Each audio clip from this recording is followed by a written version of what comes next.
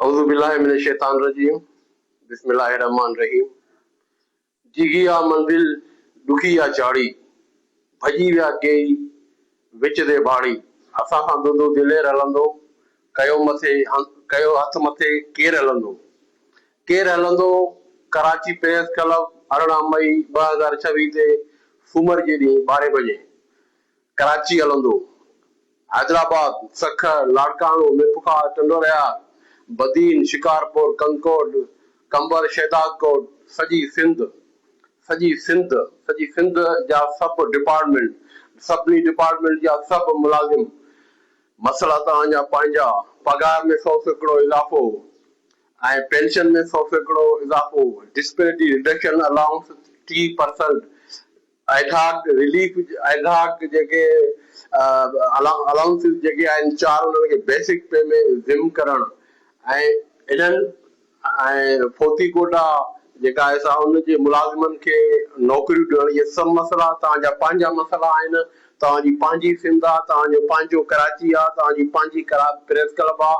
Press club ते अचणो आहे 18 वरी रिपीट कयां थो 18 मई तारीख़ निसार जो 12 बजे असां उते मौजूदु हूंदासीं। क़यादत उते मौजूदु हूंदी, कुर्बानी ॾियण जे लाइ असां मौजूदु हूंदासीं, हर कुर्बानी ॾियण जे लाइ मौजूदु हूंदासीं। हिन भेरे तव्हांखे कंहिं बि शिकायत जो मौक़ो कोन मिलंदो। अॻ में हमेशह तव्हां शिकायत कंदा आहियो क़यादत बुज़दिल निकिती, क़यादत भाड़ी निकिती, क़यादत दगाबाज़ निकिती, क़यादत धोखेबाज़ निकिती, क़यादत फिरेबी निकिती, क़यादत विकामी वई। हाणे अची ॾिसिजो क़यादत मैदान ते बीहे थी या न, हाणे अची ॾिसियो क़यादत वफ़ा करे थी या न, हाणे अची ॾिसियो क़यादत तव्हांजे हक़नि जे लाइ विढ़े थी या न, अची ॾिसिजो। ऐं लफ़्ज़ी ॻाल्हि न आहे, इंशाअल्लाह ताला तव्हांखे 18 मई ते ऐं 19 मई ते 20 ते 21 ते जेके तारीख़ूं आहिनि, जेके साल आहिनि, जेके महीना आहिनि, तव्हांखे पंहिंजी वफ़ा साबित करे ॾेखारींदासीं। ऐं आख़िर में वरी आउं तव्हांखे चवंदुसि it is very last chance, ही तव्हांजे लाइ आख़िरी मौक़ो आहे। हिन खां पोइ तव्हांखे कंहिं बि क़िस्म जो को बि मौक़ो न आहे मिलणो।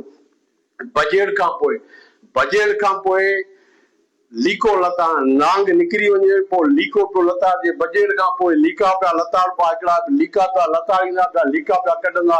पर असां तव्हांजी हक़ीक़ी जदोजहद लाइ 18 मई ते कराची प्रेस क्लब जे अॻियां मौजूदु हूंदासीं ऐं तव्हां बि सवनि जी तादाद में न हज़ारनि जी तादाद में अची वफ़ा जो जवाबु वफ़ा सां ॾिजो।